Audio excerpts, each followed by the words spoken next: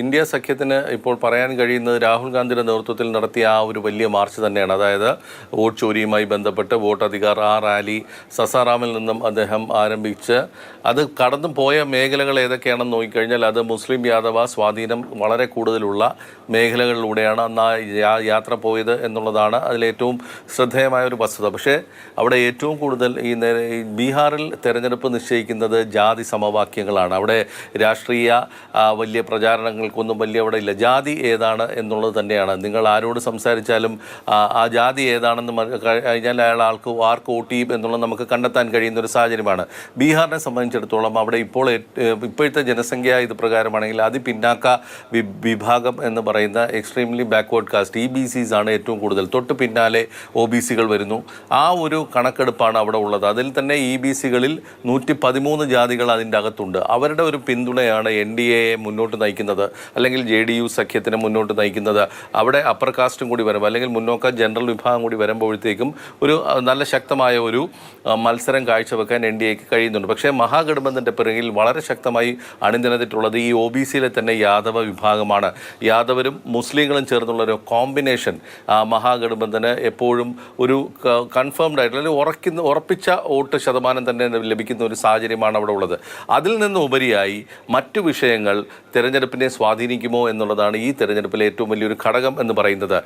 കോൺഗ്രസിനെ സംബന്ധിച്ചിടത്തോളമാണെങ്കിൽ കോൺഗ്രസ് ഇപ്പോൾ ശ്രദ്ധ ചെലുത്തുന്നത് ഈ വോട്ട് ചോരി എന്നുള്ള ആ ഒരു വിഷയത്തിലാണ്. ബീഹാറിൽ വലിയ തോതിൽ വോട്ടുകൾ വെട്ടിമാറ്റിയിരിക്കുന്നു. 47 ലക്ഷം വോട്ടുകൾ വെട്ടിമാറ്റിയിരിക്കുന്ന ഒരു സാഹചര്യം. കഴിഞ്ഞ ദിവസം അൽക്കാലാമ്പ നടത്തിയ വാർത്താ സമ്മേളനത്തിൽ 60 നിർണായക മണ്ഡലങ്ങൾ, അതായത് വളരെ കടുത്ത പോരാട്ടം നടന്ന 60 മണ്ഡലങ്ങളിൽ സ്ത്രീകളുടെ വോട്ടുകൾ വെട്ടിമാറ്റി എന്നുള്ളൊരു ആരോപണമാണ് കോൺഗ്രസ് മുന്നോട്ട് വെക്കുന്നത്. അപ്പോൾ കോൺഗ്രസ് ശ്രദ്ധ ചെലുത്തുന്നത് ഈ ഒരു വിഷയത്തിൽ മാത്രമാണ് എന്നുള്ളൊരു പരാതി വലിയ തോതിലുണ്ട്. അതേസമയം അവിടെ നിതീഷ് കുമാർ സർക്കാരിൻ്റെ പ്രവർത്തനങ്ങൾ കഴിഞ്ഞ ഇത്രയും കൊല്ലമായും അവിടെ ഒരു വികസനമില്ലായ്മയുടെ ഒരു വിഷയം, അല്ലെങ്കിൽ വിദ്യാഭ്യാസ മേഖല, ആരോഗ്യ മേഖലയൊക്കെ തകർന്നു കിടക്കുന്നു എന്നുള്ളൊരു ആരോപണം, ഇതൊന്നും തെരഞ്ഞെടുപ്പ് രംഗത്തേക്ക് ചർച്ച ചെയ്യാൻ വരാത്തൊരു സാഹചര്യം ഈ വോട്ട് ചോരി എന്നുള്ളൊരു വിഷയം കൊണ്ട് തടസ്സപ്പെടുന്നു എന്നുള്ളൊരു ആരോപണം ഉണ്ട്. പിന്നെ നേരത്തെ പറഞ്ഞ പോലെ തന്നെ കോൺഗ്രസിന് എത്ര സീറ്റ് നൽകും എന്നുള്ളതാണ്. കഴിഞ്ഞ തവണ RJD 75 സീറ്റിൽ മുന്നിട്ട് നിന്നിട്ട് പോലും അധികാരത്തിൽ കയറാൻ കഴിയാത്തത് കോൺഗ്രസിന് വോട്ട് കൊണ്ടുവരാൻ കഴിയാത്തൊരു സാഹചര്യമാണ്. അപ്പോൾ കഴിഞ്ഞ തവണ കോൺഗ്രസിന് കൊടുത്ത സീറ്റുകൾ ഇത്തവണ കോൺഗ്രസിന് RJD നൽകാൻ തയ്യാറാകുമോ എന്നുള്ളതാണ്. 50 സീറ്റ് വരെയൊക്കെ ചിലപ്പോൾ നൽകിയിരിക്കാം എന്നുള്ളതാണ്. അതായത് 10-25 സീറ്റ് കുറയ്ക്കാനുള്ളൊരു സാഹചര്യം RJDയുടെ ഭാഗത്ത് നിന്ന് കാണുന്നുണ്ട്. ഇടത് പാർട്ടികളിൽ തന്നെ CPI-MLനാണ്, അതായത് CPI-MLന് മാത്രമായിരിക്കും സീറ്റ് വലിയ തോതിൽ കൊടുക്കാൻ RJD ഇപ്പോൾ തയ്യാറാകുന്നത് എന്നുള്ളൊരു സൂചനയാണുള്ളത്. CPIക്കും CPMനും 3-4 സീറ്റുകൾ കൊടുത്ത് പിന്നെ സഖ്യത്തിനൊപ്പം കൂട്ടുക എന്നുള്ളതാണ്. പക്ഷേ CPI-MLന് കൂടുതൽ സീറ്റ് കൊടുക്കാനും അവർ വോട്ട് കൊണ്ടുവരുന്നു എന്നുള്ളൊരു വിലയിരുത്തലാണ് RJDക്കുള്ളത്. അപ്പോൾ വോട്ട് കൊണ്ടുവരുന്ന പാർട്ടികൾ ഏതൊക്കെ എന്നുള്ളൊരു വലിയ ചർച്ചയുണ്ട്. കോൺഗ്രസിനെ സംബന്ധിച്ചിടത്തോളം അങ്ങനെ ഒരു കരിസ്മാറ്റിക് ആയിട്ടുള്ള ഒരു ലീഡറെ അല്ലെങ്കിൽ ഒരു നേതാവിനെ ഉയർത്തിക്കാട്ടാൻ കഴിയുന്നില്ല.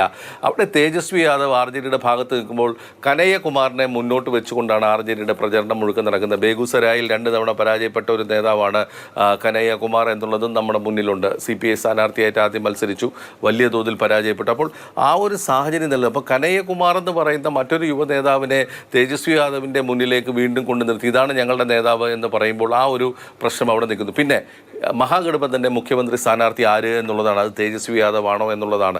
ആ പ്രഖ്യാപനം വരുന്നുമില്ല ഇപ്പോഴും.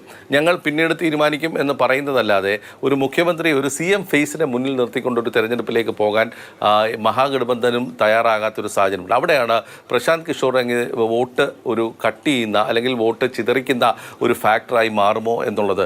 പ്രശാന്ത് കിഷോറിൻ്റെ പാർട്ടിക്ക് ജനസ്വാധീനമുണ്ടോ എന്ന് ചോദിച്ചാൽ അവിടെ നിന്ന് വരുന്ന വാർത്തകൾ അല്ലെങ്കിൽ വിഷ്വലുകളൊക്കെ വെച്ച് നോക്കുകയാണെങ്കിൽ വലിയ തോതിൽ വോട്ട് സമാഹരിക്കാനൊന്നും പ്രശാന്ത് കിഷോറിന് കഴിയുന്നില്ല. പക്ഷേ അവിടെ മഹാഗഠബന്ധൻ്റെ വോട്ടാണോ പിന്നെ പ്രശാന്ത് കിഷോർ പിടിച്ചു മാറ്റുന്നത് എന്നുള്ളതാണ് നിർണായകമായിട്ടുള്ളത്. പക്ഷേ അതോടൊപ്പം തന്നെ ഈ ഒഴിവാക്കപ്പെട്ട വോട്ടുകൾ 47 ലക്ഷം പേരിൽ ഒഴിവാക്കപ്പെട്ട വോട്ടുകൾ കൂടുതലും മരിച്ചുപോയവരോ സ്ഥലം മാറിപ്പോയവർ എന്നൊക്കെയാണ് പറയുന്നതെങ്കിലും പല മണ്ഡലങ്ങളിലും നിർണായകമായി ഈ മഹാഗഠബന്ധൻ സഖ്യത്തിന് അനുകൂലമായി വരുന്ന ചില മണ്ഡലങ്ങളിൽ ബസന്ത് ആണ് വിവരങ്ങൾ ഡൽഹിയിൽ നൽകുന്നത്.